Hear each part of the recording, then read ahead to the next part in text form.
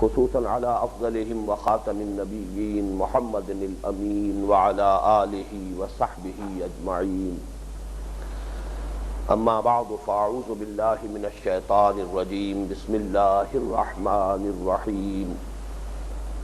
ليس البر أن تولوا وجوهكم قبل المشرق والمغرب ولكن البر من آمن بالله واليوم الآخر والملائكة والكتاب والنبيين وآتى المال على حبه ذوي القربى واليتامى والمساكين وابن السبيل والسائلين وفي الرقاب وأقام الصلاة وآتى الزكاة والموفون بعهدهم إذا عاهدوا والصابرين في البأساء والضراء وحين البأس أولئك الذين صدقوا وأولئك هم المتقون. صدق الله العظيم. رب اشرح لي صدري ويسر لي أمري واحلل عقدة من لساني يفقهوا قولي. اللهم ربنا الہمنا رشدنا واعذنا من شرور انفسنا. اللهم وفقنا لما تحب وترضى. اللهم ربنا اجعلنا من عبادك الصادقين واجعلنا من عبادك المتقين. آمین یا رب العالمین. پچھلی دو نشستوں میں آپ کو یاد ہوگا کہ ہم نے سورہ بقرہ کی آیت نمبر 177 جسے ہم نے آیا بر کا عنوان دیا ہے اس کا لفظی ترجمہ بھی کر لیا تھا اور ایک رواں ترجمہ بھی. اس کے بعد اس آیا مبارکہ کے بارے میں 4 تمہیدی باتیں ہم نے نوٹ کی. نمبر 1 یہ کہ یہ قرآن حکیم کی طویل ترین آیات میں سے ہے.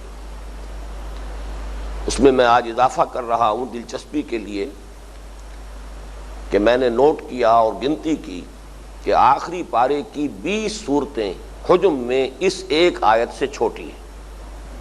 گویا کہ یہ ایک آیت قرآن حکیم کی 20 صورتوں سے زیادہ بڑی ہے اپنی حجم کے اعتبار سے. بہرحال اس کے حوالے سے جو بات ذہن نشین کرنی مقصود ہے وہ صرف یہ ہے کہ قرآن حکیم میں صورتوں اور آیات کی جو تعیین ہے وہ بالکلیہ ایک توقیفی امر ہے، یعنی حضور کے بتانے پر موقوف ہے. اس میں کسی گرامر کے اصول، کسی منطق کے اصول، کسی بیان کے اصول کا کوئی دخل نہیں ہے، یہ کسی کا اجتہاد نہیں. دوسری بات یہ کہ یہ بھی قرآن حکیم کی ایک نہایت جامع آیت ہے اپنے مضمون کے اعتبار سے، اور مطالعہ قرآن حکیم کے جس منتخب نصاب کا سلسلے وار درس مجالس میں ہو رہا ہے اور جس کا کہ نقطہ آغاز ہے سورۃ العصر، واقعہ یہ ہے کہ اس کا موضوع ترین درس نمبر 2 یہ آیت مبارکہ ہے. اس لیے کہ سورۃ العصر میں لوازم نجات یا شرائط فلاح 4 بیان ہوئی. اس ایک آیت میں ان میں سے 3 کا صراحتاً ذکر ہے. نہ صرف ذکر ہے بلکہ ان میں سے ہر ایک کی تھوڑی تھوڑی سی تفصیل بھی ہے. چوتھی چیز وہ ہے کہ صراحتاً مذکور نہیں ہے لیکن یہ کہ انڈرسٹوڈ ہے، محذوف ہے، مقدر ہے. چنانچہ آپ نے دیکھا کہ سورۃ العصر کا ایک لفظ آمنو الا الذین آمنو، اس نے یہاں شکل اختیار کی من آمن باللہ والیوم الآخر والملائکۃ والکتاب والنبیین. گویا کہ سورۃ العصر میں ایمان کی حیثیت ایک ایسی بند کلی کی تھی جس میں پتیاں تو تھیں لیکن چونکہ ابھی کلی کھلی نہیں تھی لہذا وہ پتیاں نمایاں نہیں. وہ 5 پتیاں یہاں نمایاں ہو گئی: ایمان اللہ پر، یوم آخر پر، فرشتوں پر، کتابوں پر، نبیوں پر. اسی طرح سورۃ العصر میں عمل صالح ایک جامع عنوان ہے. یہاں اس کے 3 ذیلی عنوانات ہمارے سامنے آ رہے ہیں. سب سے پہلے انسانی ہمدردی اور خدمت خلق کا عنوان، وآتى المال على حبه ذوي القربى واليتامى الى الآخر. دوسرا عبادات کا عنوان، وأقام الصلاة وآتى الزكاة. تیسرا معاملات انسانی کے ذیل میں اہم ترین اور بنیادی، سب سے زیادہ بنیادی شے ایفاء عہد، جس سے کہ واقعہ یہ ہے کہ تمام بین الانسانی معاملات جو ہے ان کی سٹریم لائننگ ہو جائے گی اگر انسان اس کی پابندی کر لے.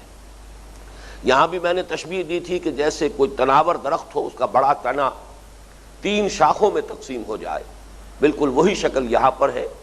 اور اس کے حوالے سے وہ الفاظ بھی اگر ہم نوٹ کر لیں کہ حضور صلی اللہ علیہ وسلم نے بھی دین کو حاذا الامر کو تعبیر کیا ہے، ایک جڑ ہے، ایک اس کا تنا ہے، اور ایک پھر اس کے اوپر اس کی چوٹی ہے۔ تو یہاں وہ تنا جو ہے وہ 3 حصوں میں تقسیم ہوا ہے۔ اسی طریقے سے صبر کا معاملہ سورۃ العصر میں وہ ایک لفظ ہے وَتَوَاصَوْا بِالصَّبْرِ، یہاں صبر کے 3 مواقع واضح کر دیے گئے، فقر و فاقہ میں صبر، اور تکلیف میں صبر۔ تکلیف میں دونوں چیزیں شامل ہوں گی، جسمانی اذیت بھی اور ذہنی کوفت بھی، اور سب سے بڑھ کر صبر میدان جنگ میں پامردی، ثبات، جان ہتھیلی پر رکھ کر جان کی بازی کھیلنا۔ گویا کہ تینوں چیزیں جو ہیں ان کی تھوڑی سی تفصیل اس آیت مبارکہ میں وارد ہو گئی۔ چوتھی چیز تواصوا بالحق، جیسا کہ میں نے عرض کیا مقدر ہے، اس پر آج گفتگو ہوگی انشاءاللہ۔ تیسری بات ہم نے نوٹ کی تھی کہ اس آیت مبارکہ کا موضوع کیا ہے، تو ترجمے ہی سے یہ بات واضح ہو گئی کہ نیکی کے ایک محدود اور سطحی تصور کی نفی سے بات شروع ہوئی، اور پھر نیکی کا ایک جامع تصور سامنے لایا گیا۔ نیکی حقیقت میں ہے کیا، اس کی روح کیا ہے، اس کے ظواہر اور مظاہر کیا ہیں، ان میں کون سی چیز اہم ترین ہے، کون سی اس کے بعد ہے۔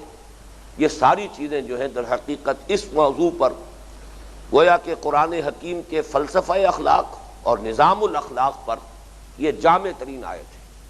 یہاں آج میں اضافہ کر رہا ہوں کہ میری شدید خواہش ہے کہ کوئی صاحب اس ایک آیت کو اساس بنا کر، اس کو بنیاد بنا کر پوری کتاب لکھے قرآن حکیم کے فلسفہ اخلاق پر۔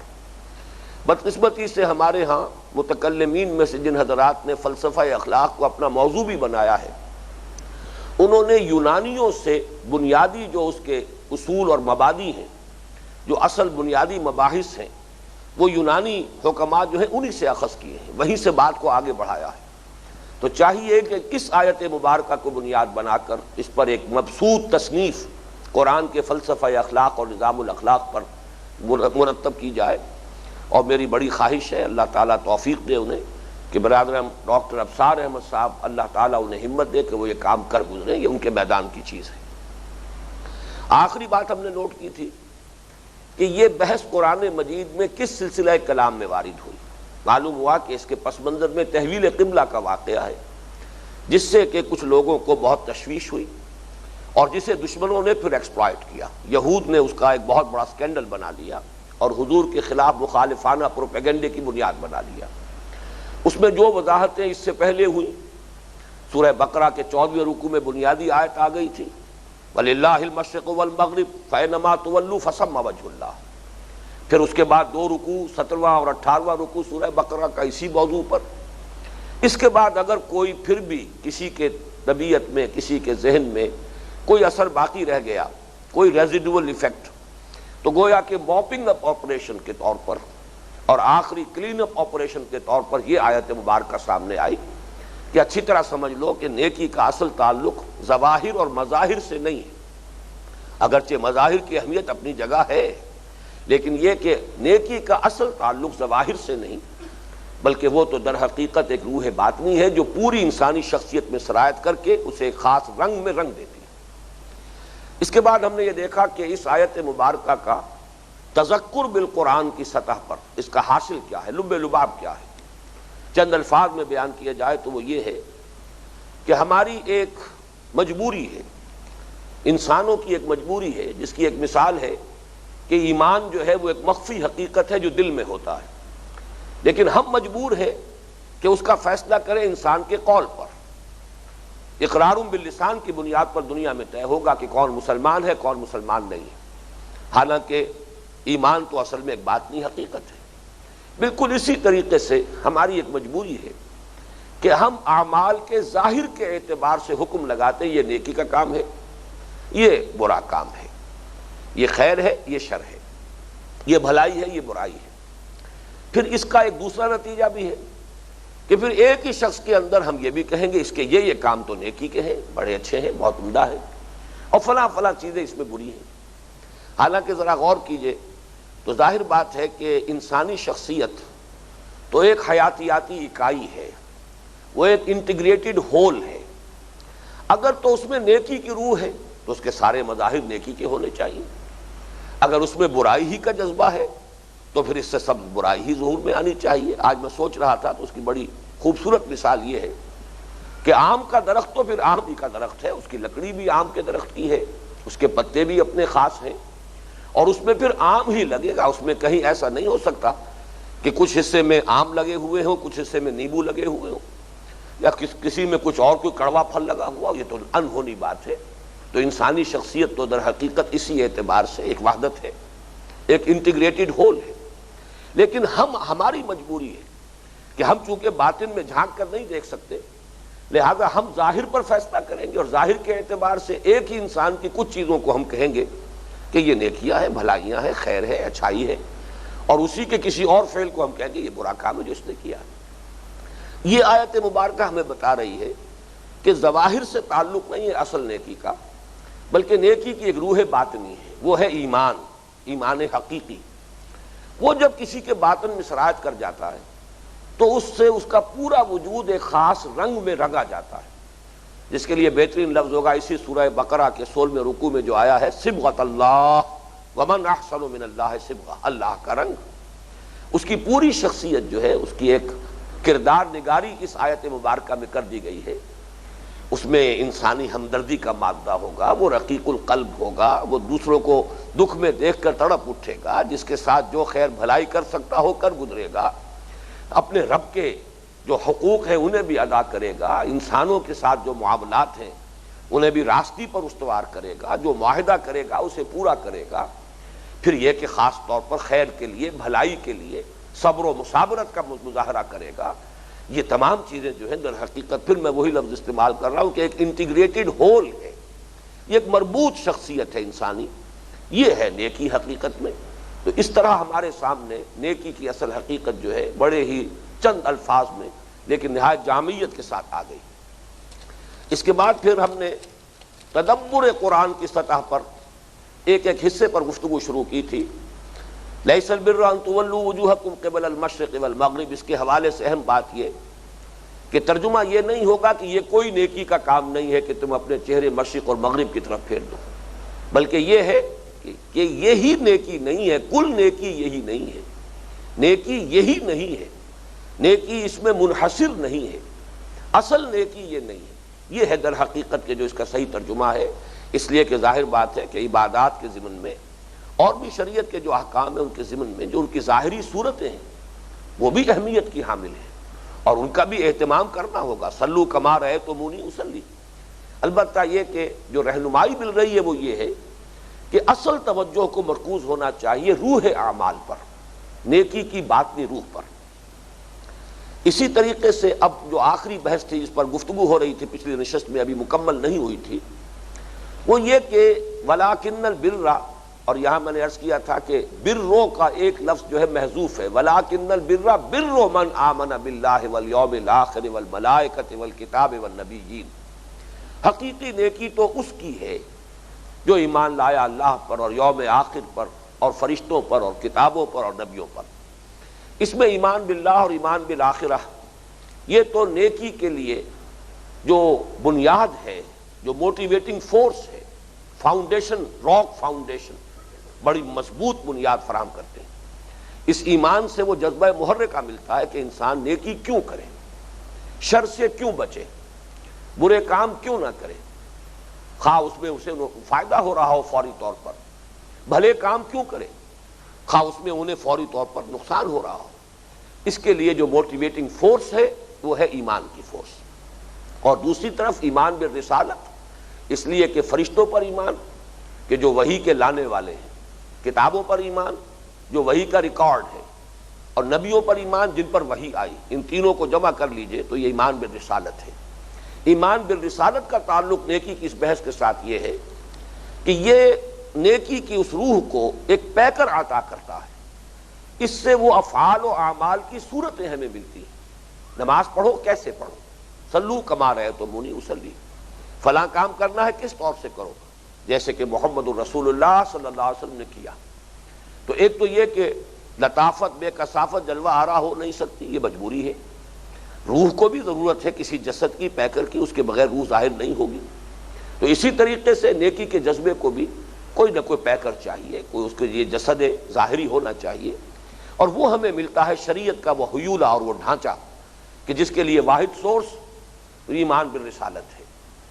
اور اس سے بھی اہم تر بات یہ ہے کہ نبی کی شخصیت میں ہمیں در حقیقت ایک متوازن اور معتدل ماڈل ملتا ہے کہ تمام نیکیوں کو توازن کے ساتھ، اعتدال کے ساتھ کس طرح باہم سمو دیا جائے، ورنہ ہو سکتا ہے کہ کوئی ایک نیکی ضرورت سے زیادہ کسی کی انسانی، کسی کی شخصیت کے اندر اس کا ظہور جو ہے غیر متوازن، غیر معتدل طریقے پر ہو، یا نیکی کا جذبہ جو ہے حد اعتدال سے آگے بڑھ جائے تو وہ برائی کی صورت اختیار کر لے، جس کی سب سے بڑی مثال جو ہے وہ رہبانیت کا نظام ہے۔ ظاہر بات ہے کہ رہبانیت کا یہ نظام کسی برے نیت سے تو دنیا میں وجود میں نہیں آیا۔ خیر کا جذبہ، نیکی کا جذبہ، اللہ سے لو لگانے کا جذبہ، اور بالکل کسی بھی چیز میں دلچسپی نہ لینا تاکہ یکسوئی کے ساتھ اللہ ہی کے ساتھ تعلق قائم کیا جائے، جذبہ تو یہ تھا، محمود جذبہ ہے، لیکن اس نے غیر معتدل شکل اختیار کی ہے۔ اس لیے ہمیں ایک جامع اور متوازن اور معتدل ماڈل کی ضرورت ہے۔ یہاں آپ کی نگاہ میں وہ اہمیت واضح ہو گئی ہوگی اس آیہ مبارکہ میں جو بیان کیا گیا مضمون کہ لَقَدْ كَانَ لَكُمْ فِي رَسُولِ اللَّهِ أُسْوَةٌ حَسَنَةٌ، اللہ کے رسول کی شخصیت میں تمہارے لیے ایک نہایت عمدہ مثال ہے، ہر اعتبار سے متوازن اور معتدل مثال۔ میں یہ چاہتا ہوں کہ اس ایشو پر چند باتیں آپ کے سامنے اور بھی رکھوں۔ میں نے کل بر اور بر کے حوالے سے اس لفظ کی لغوی تحقیق بھی کی تھی، اسی طریقے سے کانٹ کے حوالے سے کہ کوئی اخلاقی زندگی ممکن نہیں ہے جب تک کہ خدا کو مانا نہ جائے، یہ ساری باتیں میں بیان کر چکا ہوں، لیکن مزید اس میں اضافہ کیجئے کہ یہ جو ایمان کا موٹیو ہے اس کو اصطلاح شرعی میں ہم تعبیر کرتے ہیں نیت سے، جس کے لیے بڑی تاکید آئی ہے احادیث میں۔ چنانچہ اکثر محدثین کرام نے جو مجموعے مرتب کیے ہیں احادیث کے، ان کا آغاز کیا ہے اس مشہور حدیث سے، متواتر حدیث ہے، مشہور حدیث ہے، متفق علیہ حدیث ہے، پھر راوی حضرت عمر فاروق رضی اللہ تعالی عنہ، وہ فرماتے ہیں کہ نبی اکرم صلی اللہ علیہ وسلم نے ارشاد فرمایا انما الاعمال بالنیات، اعمال کا دار و مدار نیتوں پر ہے، اور اعمال سے یہاں مراد ہے نیکیاں۔ ظاہر بات ہے کہ معصیت یہاں مراد نہیں ہے، معصیت کے بنیاد اگر کسی نیک جذبے پر ہے تو وہ یہاں خارج بحث ہے۔ کوئی شخص اگر یہ کہے کہ میں خدمت خلق کے لیے، دولت حاصل کرنے کے لیے ڈاکہ مار رہا ہوں، یا میں چوری کر رہا ہوں تاکہ کچھ لوگوں کی مدد کر سکوں، تو اس کو اس پر محمول نہ کیجیے۔ یہاں اعمال سے مراد نیکیاں ہیں، نیکیوں کا دار و مدار نیتوں پر ہے۔ وَإِنَّمَا لِكُلِّ امْرِئٍ مَّا نَوَىٰ، اور ہر شخص کو وہی کچھ ملے گا جس کی اس نے نیت کی ہوگی۔ عمل کے ظاہر کے اعتبار سے نہیں ہوگا معاملہ، بلکہ اس کی جو باطنی نیت ہے، ارادہ ہے، اس کی اصل موٹیو تھا، اس کا جذبہ محرکہ کیا تھا۔ اللہ کی میزان میں جو معاملات تلیں گے وہ اس اعتبار سے تلیں گے، جو اعمال کا فیصلہ ہوگا وہ اس پہلو سے ہوگا۔ چنانچہ بڑی خوبصورت جو ہے حضور صلی اللہ علیہ وسلم نے مثال بیان کی۔ ہجرت یہ ایک عمل تھا، جو لوگ بھی مکے سے ترک سکونت کر کے مدینہ منورہ آ گئے وہ مہاجر تھے، مکے کو چھوڑا مدینے آ گئے۔ لیکن یہ کہ جس شخص نے بھی یہ عمل کیا ہے، یہ تو ظاہری عمل ہے، جو شخص بھی مکے کو چھوڑ کر مدینے آ گیا وہ مہاجر ہے، لیکن یہ کہ موٹیوز جدا ہو سکتے ہیں۔ ایسا بھی ہو سکتا ہے کہ ایک شخص نے یہ کام صرف اللہ اور اس کے رسول کے لیے کیا ہو، کوئی اور شے اس میں شامل نہ ہو، لیکن ایسا بھی ہو سکتا ہے کہ کوئی چیز اس میں شامل ہو گئی یا غالب جذبہ دوسرا ہو۔ تو حضور نے فرمایا فَمَنْ كَانَتْ هِجْرَتُهُ إِلَى اللَّهِ وَرَسُولِهِ فَهِجْرَتُهُ إِلَى اللَّهِ وَرَسُولِهِ، جس شخص کی ہجرت اللہ اور اس کے رسول کی طرف ہے، اس کی ہجرت اللہ اور اس کے رسول ہی کے حساب میں شمار ہوگی، محسوب ہوگی۔ لیکن وَمَنْ كَانَتْ هِجْرَتُهُ لِلدُّنْيَا يُصِيبُهَا أَوْ امْرَأَةٍ يَنكِحُهَا فَهِجْرَتُهُ إِلَى مَا هَاجَرَ إِلَيْهِ، لیکن جس کی ہجرت ہوگی دنیا کے لیے کہ اسے حاصل کر لے، یا کسی عورت سے، وہ عورت کے لیے ہو کہ اس سے نکاح کرے، تو پھر اس کی ہجرت اسی کے حساب میں شمار ہوگی، وہ اللہ اور اس کے رسول کے لیے شمار نہیں ہوگی۔ اس کو سمجھ لیجئے۔ میں چاہتا ہوں کہ اس حدیث کا مفہوم پوری طرح ذہن نشین ہو جائے کہ فرض کیجئے کوئی مسلمان ایسا ہو جو مکے میں کوئی کام کرتا تھا، کوئی کاروبار کرتا تھا، فرض کیجئے جیسے حضرت خباب بن الارت لوہار تھے. اب اگر یہ سب فرض کر رہا ہوں، معین طور پہ نہ سمجھ لیجئے گا کہ یہ بات حضرت خباب کے بارے میں کہہ رہا ہوں، مثال کے طور پر صرف کہہ رہا ہوں. فرض کیجئے یہ صورت پیدا ہوتی کہ جب انہوں نے دیکھا کہ میرے گاہک تو سارے مسلمان ہی تھے، وہ چلے گئے، اب یہ مشرکین تو میرا بائیکاٹ کر رہے ہیں، مجھ سے کوئی کام کرائے گا نہیں. اگر اس وجہ سے ہجرت کر رہے ہیں تو اللہ کو معلوم ہے کہ ان کا اصل جذبہ محرکہ کیا ہے، اس شخص کا اصل جو موٹیو ہے وہ کیا ہے. یا اگر کسی خاتون سے نکاح کا ارادہ تھا، خواہش تھی، اور وہ خاتون ہجرت کر کے مدینے چلی گئی، اب یہ بھی کچے دھاگے سے بندھے ہوئے چلے جا رہے ہیں، تو ظاہر بات ہے کہ ان کی ہجرت بھی اللہ تعالیٰ کے ہاں اس کے علم کامل کی بنیاد پر پھر اس خاتون کی طرف ہجرت ہی کے حساب میں شمار ہوگی، اللہ اور اس کے رسول کے لیے نہیں. تو یہ بڑی اہم حدیث ہے. انما الاعمال بالنیات. معلوم ہوا کہ اصل فیصلہ کن چیز عمل کا ظاہر نہیں ہے بلکہ وہ باطنی جذبہ ہے. اور بہت زیادہ لرزا دینے والی حدیث ضمن میں وہ ہے جس میں کہ حضور نے خبر دی ہے کہ قیامت کے میدان میں، قیامت کے روز سب سے پہلے 3 اشخاص کا مقدمہ پیش ہوگا، محاسبہ ہوگا. ایک وہ شخص جو دنیا میں اللہ کی راہ میں جنگ کرتا ہوا قتل ہو گیا، شہید سمجھا جا رہا تھا. ایک وہ شخص جس کے پاس بہت دولت تھی اور اس نے وہ دولت خیر کے کاموں میں، بھلائی کے کاموں میں، چیریٹی کے کاموں میں صرف کی. اور ایک وہ شخص کہ جو بہت صاحب علم تھا اور اس نے بہت علم پھیلایا، لوگوں کو علم پہنچایا. اب اللہ تعالیٰ ان میں سے ہر ایک کے سامنے پہلے اپنے احسانات گنوائے گا. میں نے تمہیں جسم کے اندر توانائی اور صحت عطا کی تھی، تم نے میرے لیے کیا کیا؟ میں نے تمہیں علم عطا کیا تھا، تم نے کیا کیا؟ میں نے تمہیں دولت عطا کی تھی، تم نے کیا کیا؟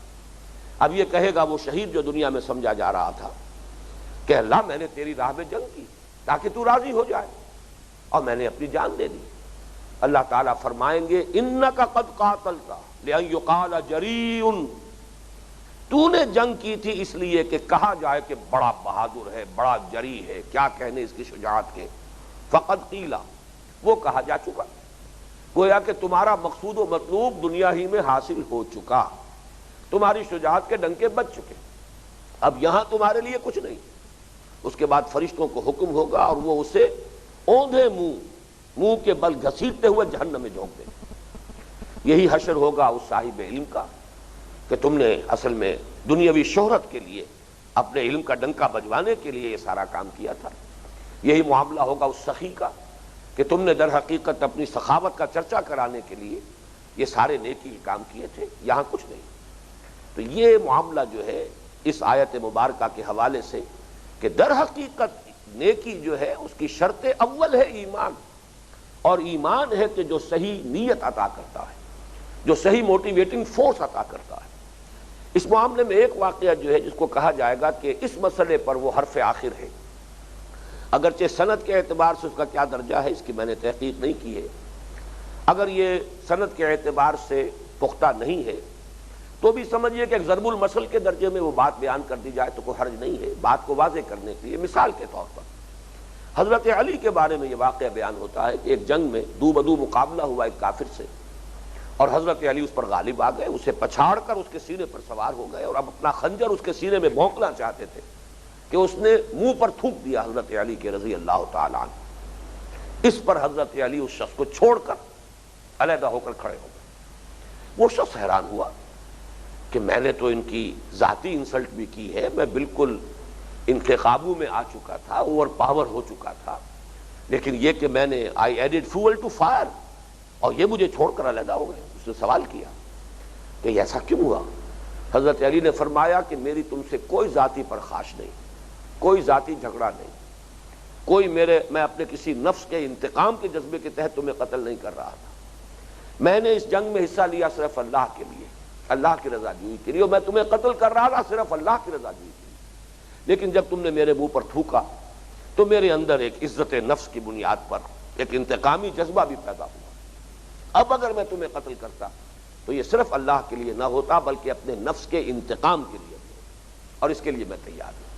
اگر یہ واقعہ صحیح ہے تو واقعہ یہ ہے کہ یہ پھر حضور صلی اللہ علیہ وسلم کی تربیت اور تعلیم، یہ اس کا شاہکار واقعہ ہونا چاہیے. واقعہ یہ کہ جنگ جو ہے یہ تو ایک اشتعال کی کیفیت ہوتی ہے، جذبات اپنے عروج پر ہوتے ہیں. اس حالت میں بھی اگر کوئی انسان اپنے باطن میں جھانک رہا ہے اور اپنے عمل یا فعل کے موٹیوز پر نگاہ رکھے ہوئے ہے، یہ کام میں کیوں کر رہا ہوں، کس لیے کر رہا ہوں، تو واقعہ یہ ہے کہ اس سے آگے اب انسانی تربیت کی کوئی اور مثال نہیں ہو سکتی۔ بہرحال ان چیزوں کو اچھی طریقے سے نوٹ کر لیجئے۔ اب اسی کے کانورس میں آئیے، وہ بات جو میں نے عرض کی تھی کہ عام طور پر یہ سوال بہت سے نوجوانوں کے ذہن میں خاص طور پر آتا ہے کہ ایک شخص ہے جو اگرچہ مسلمان نہیں ہے لیکن ایک ہی کام کرتا ہے، بڑے بڑے فاؤنڈیشنز قائم کیے، بہت بڑے بڑے ادارے قائم کر دیے، آخر ان کا کیا معاملہ ہوگا؟ تو پہلا تو ہمیں یہ تجزیہ کرنا چاہیے کہ ہر انسان جو عمل بھی کرتا ہے یقیناً اس کا کوئی نہ کوئی مقصود و مطلوب اس سے ہوتا ہے۔ یہ تو صرف دیوانہ انسان ہوگا، پاگل ہوگا، جس کا ذہنی توازن ٹھیک نہ ہو کہ وہ عبث کام کر رہا ہو، بے مقصد کام کر رہا ہو، کوئی نہ کوئی مقصود تو ہے۔ اگر اللہ پر اس کا ایمان نہیں ہے تو نیکی کرنے والا آخر کوئی مقصود تو اس کا ہے۔ اگر آخرت پر اس کا ایمان نہیں ہے تو کوئی تو اپنے اس فعل اور اس عمل کا کہیں اسے بدلہ درکار ہے۔ یہ مقصود و مطلوب اگر ایمان باللہ اور ایمان بالآخرت نہیں ہے تو تجزیہ کریں گے یہی بنے گا، یا شہرت ہے یا یہ کہ دنیا میں کوئی اس سے اور مفاد وہ حاصل کرنا چاہتا ہے۔ جیسے ہمارے ہاں بہت سے لوگ بڑے بڑے فاؤنڈیشن قائم کر دیتے ہیں لیکن اسے حکومت میں رسائی کا ذریعہ بناتے ہیں، حکام تک رسائی ہے، اس میں نہ معلوم کیا کیا پھر فوائد حاصل کرتے ہیں، حکام رسی کا ذریعہ۔ تو اس طریقے سے کوئی نہ کوئی موٹیو ہوتا ہے، اور اگر وہ ایمان باللہ اور ایمان بالآخرت نہیں ہے تو یقیناً کوئی دنیاوی مفاد ہے، کوئی نہ کوئی چیز۔ جیسے کہ ہم کہتے ہیں یہ چیزیں تو چونکہ بالکل صریح ہوتی ہیں لہذا اس پر حکم جو ہے بڑی آسانی سے لگ جاتا ہے کہ ایک شخص کو دیکھ رہے ہیں کہ وہ امیر آدمی ہے، لکھ پتی ہے، کروڑ پتی ہے، لیکن اب وہ جھونپڑیوں میں جا رہا ہے، غریبوں کی جھونپڑیوں میں، اور وہ بڑے میلے کچیلے بچوں کو بھی اٹھا رہا ہے، پیار کر رہا ہے، سب کو معلوم ہے، سب زیر لب مسکرا رہے ہیں کہ یہ کام اس لیے کر رہا ہے کہ الیکشن آنے والا ہے اور اسے الیکشن میں حصہ لینا ہے۔ یہ کوئی خدمت خلق کا جذبہ نہیں ہے، یہ تو کاروبار ہے۔ اس اعتبار سے دنیا میں کوئی نہ کوئی مقصود ہوتا ہے۔ البتہ اس میں ایک استثناء ہوگا، ہو سکتا ہے کہ کچھ لوگ ایسے ہوں سلیم الفطرت، ان میں نیکی کا جذبہ جو ہے ان کی فطرت کی بنیاد پر موجود ہے، اور ایمان وہ صرف اس لیے نہ لائے ہوں کہ ان تک ایمان کی دعوت نہ پہنچی ہو، ورنہ یہ کہ ان کے اندر اجمالاً اللہ تعالیٰ کا بھی ایمان ہو، اللہ کو مانتے ہو، کسی نہ کسی ایسی ہستی پر ان کا یقین ہو کہ جو اس کائنات کی خالق ہے، کسی درجے میں وہ اس کو بھی تسلیم کرتے ہو کہ موت کے بعد زندگی ہے اور بدلہ ہے، جزائے اعمال ہے۔ یہ انشاءاللہ ہمارا جو درس نمبر 3 ہے اس منتخب نصاب کا، اس میں یہ چیز تفصیلاً زیر بحث آئے گی کہ نبوت کے بغیر بھی اور نبی پر کسی نبی پر ایمان لائے بغیر بھی فطرت صالحہ انسان کے اندر جو ہے وہ بعض چیزوں تک انسان کو پہنچا دیتی ہے۔ تو گویا کہ یہ شخص اپنی ان دو بنیادوں پر کہ کسی نہ کسی درجے میں خدا پر بھی اس کا ایمان ہے، اعتقاد ہے، چاہے وہ حضور پر ایمان نہیں لایا ہے، چاہے وہ نبیوں کا ماننے والا نہیں ہے، لیکن خدا کا اجمالی ایمان، اور اسی طریقے سے کوئی جزائے اعمال کا اس کا عقیدہ، اور یہ کہ زندگی کے بعد، موت کے بعد بھی کوئی زندگی ہے۔ اگر یہ دو چیزیں ہیں تو پھر یہ ہے کہ اس کے اعمال بشرطے کہ اس تک ایمان کی دعوت پہنچائی نہ گئی ہو۔ اگر ایمان کی دعوت پہنچی اور اس نے رد کر دی، اس کا مطلب ہے some thing is wrong some where.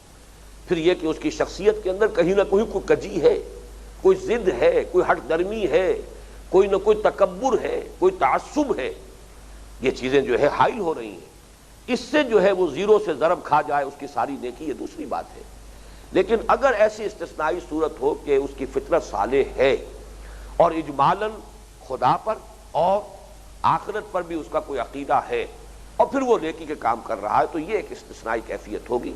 باقی اس کو علیحدہ رکھ دیجئے تو باقی جو بھی لوگ ایمان نہیں رکھتے اور کوئی نیکی کے کام کر رہے ہیں ان کا تجزیہ کریں گے تو کوئی نہ کوئی دنیاوی مفاد، کوئی شہرت حاصل کرنا یا کوئی اور کسی اعتبار سے مراعات حاصل کرنا، حکومت میں اس نظام میں کوئی نہ کوئی چیز پیش نظر ہوتی ہے، اور ظاہر بات ہے کہ پھر اس کے وہ اعمال جو ہے وہ اسی حساب کے اندر محسوب ہوں گے، وہ حقیقی نیکی قرار نہیں پائیں گے۔ اسی طریقے سے اس نیکی کے بحث میں ایمان کا جو دوسرا حصہ میں نے عرض کیا تھا، ایمان بالرسالت، اس کی اہمیت جو ہے میں چاہتا ہوں کہ مزید اس کے ضمن میں ایک حدیث آپ کو سنا دوں۔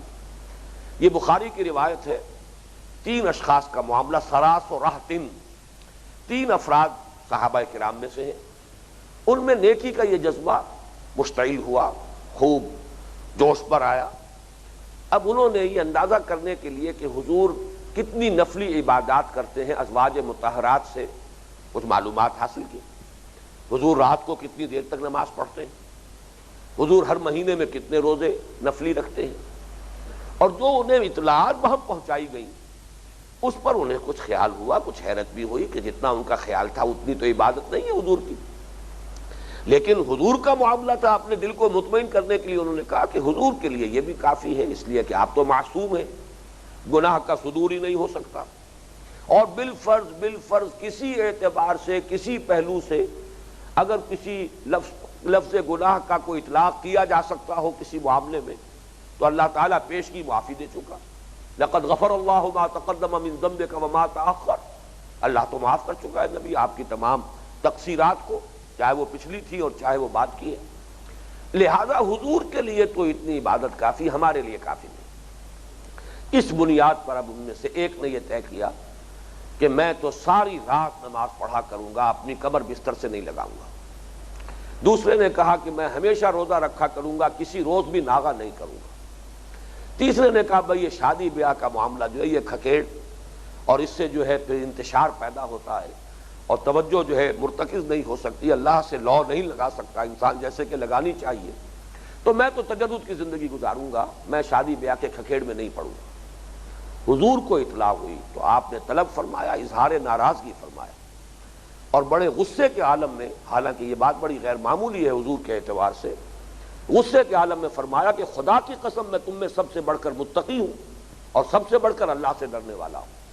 یعنی تم اگر یہ سمجھتے ہو کہ مجھ سے تم ان معاملات کے اندر کہیں آگے نکل جاؤ گے تو یہ تمہارا مغالطہ ہے، لیکن میرا معاملہ یہ ہے، میرا طرز عمل یہ ہے کہ میں رات کو نماز بھی پڑھتا ہوں اور سوتا بھی ہوں، آرام بھی کرتا ہوں، میں روزے رکھتا بھی ہوں اور نہیں بھی رکھتا، ناقے بھی کرتا ہوں، اور میرے بیوی بچے ہیں، گھر گرہستی والی زندگی میں نے اختیار کی ہے، متعدد ازواج ہیں میرے ہاں. فمن رغب عن سنتی فلیس منی، تو سن لو کان کھول کر کہ جسے میرا یہ طریقہ پسند نہیں ہوگا اس کا مجھ سے کوئی تعلق نہیں. تو اس سے در حقیقت پورا معاملہ سمجھ میں آتا ہے کہ نیکی بھی ایک جذبہ ہے، یہ جذبہ حد اعتدال سے تجاوز کرتا ہے، اور تاریخ مذاہب میں تو آپ کو اس کی بڑی مثالیں ملیں گی. یہ رہبانیت کا پورا نظام، یہ تپسیائیں، یہ نہ معلوم سال ہا سال تک جنگلوں کی خاک چھاننا اور کہیں غاروں میں جا کے بیٹھنا اور پہاڑوں کی چوٹیوں پر دھونی رمانا، اور کہیں کھڑے ہیں تو بس ہاتھ اونچا کر کے کھڑے ہیں یہاں تک کہ ہاتھ سوکھ گیا ہے. یہ ساری جو بھی تپسیاں اور ریاضتیں ہوئی ہیں دنیا میں، اور انسان اپنے تمام طبعی تقاضوں کو اور اپنی پوری شخصیت کو جو ہے جس کو کچلنے کی کوشش کرتا رہا ہے، یہ تمام چیزیں غیر فطری ہیں اور یہ غیر طبعی ہے، غیر منطقی ہے. لیکن ان کا اگر تجزیہ کریں گے تو معلوم ہوگا کہ نیکی ہی کا ایک جذبہ ہے جو اس کی بنیاد ہے، جس کا بہترین مقام جو ہے قرآن مجید میں، وہ سورہ حدید میں اس کے آخری رکوع میں، چوتھے رکوع میں، جو متبعین حضرت مسیح علیہ السلام کا وہاں ذکر ہے کہ ہم نے ان کے دل میں رافت اور رحمت کے نیکی کے جذبات کو ہم نے پیدا کیے تھے. وَجَعَلْنَا فِي قُلُوبِهِمُ الَّذِينَ اتَّبَعُوهُ رَأْفَةً وَرَحْمَةً، جنہوں نے حضرت عیسیٰ کی پیروی کی ان کے دلوں میں ہم نے رافت اور رحمت کے جذبات پیدا کر دیے. لیکن وَرَهْبَانِيَّةً ابْتَدَعُوهَا مَا كَتَبْنَا عَلَيْهِمْ، رہبانیت کی بدعت انہوں نے ایجاد کی، وہ ہم نے ان پر فرض نہیں کی تھی، یہ ہماری چیز نہیں تھی بلکہ ان کی اپنی بدعت تھی جو انہوں نے ایجاد کی. پھر یہ کہ وہ اس کی پابندی بھی نہ کر پائے. فما رعوها حق رعایتها، کچھ لوگ تو ہوتے ہیں غیر معمولی قوت ارادی کے حامل کہ وہ ایسے فیصلے کر کے پھر ان میں پورے بھی اتر سکیں اور اس کی پابندی کر سکیں، پوری عمر نبھا سکیں ان فیصلوں کو. اکثر و بیشتر کا معاملہ یہ ہوگا کہ اوپر پردے پڑے رہ جائیں گے رہبانیت کے اور تجرد کے، اور اس کے پس پردہ جو ہے بدترین جو ہے شہوت کا معاملہ چل رہا ہوگا، اور بدترین جو ہے معاملات زندگی کے وہ طے پا رہے ہوں گے. اور جیسا کہ آپ کو معلوم ہے کرسچین مناسٹسزم کی تاریخ جو ہے، عیسائی رہبانیت کی تاریخ، اور یہ تمام جو راہب گھر جو دنیا میں رہے ہیں ان کے تہخانوں میں جو کچھ ہوتا رہا ہے، اور ناجائز بچوں کی جو قبرستان بنتے رہے ہیں، یہ ساری چیزیں جو ہیں یہ تاریخ ان کی گواہی دے رہی ہے. اور آج بھی وہ جمی سواگرٹ ہو یا کوئی اور ہو، ان میں سے بڑے بڑے لوگوں کی جب انفرادی زندگی کے پردے چاک ہوتے ہیں تو لوگوں کو شرم آتی ہے، بدترین دنیا دار شرما کر رہ جائیں گے.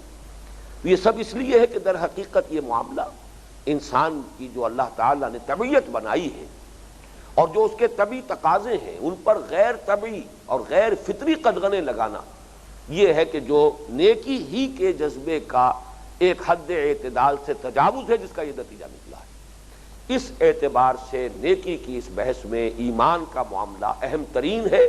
وَلَٰكِنَّ الْبِرَّ مَنْ آمَنَ بِاللَّهِ وَالْيَوْمِ الْآخِرِ۔ کوئی عمل ظاہر کے اعتبار سے کتنا ہی نیکی کا عمل نظر آتا ہو، حقیقتاً نیکی نہیں ہے اگر وہ خالصتاً لوجہ اللہ نہیں کیا گیا، اور اگر اس کا اجر و ثواب صرف آخرت میں مطلوب نہیں۔ یہ دو شرطیں پوری ہوں گی، اگر دنیا میں بھی اس کا کوئی اجر و ثواب یا کوئی بدلہ مطلوب ہے تو پھر وہ نیکی نہیں ہے۔ کسی اور کی رضا جوئی کے لیے ہو رہا ہے، کسی اور کو خوش کرنے کے لیے ہو رہا ہے، اللہ کے لیے نہیں، تو وہ نیکی نہیں ہے، خواہ ظاہر کے اعتبار سے وہ کتنا ہی نیکی کا عمل ہو۔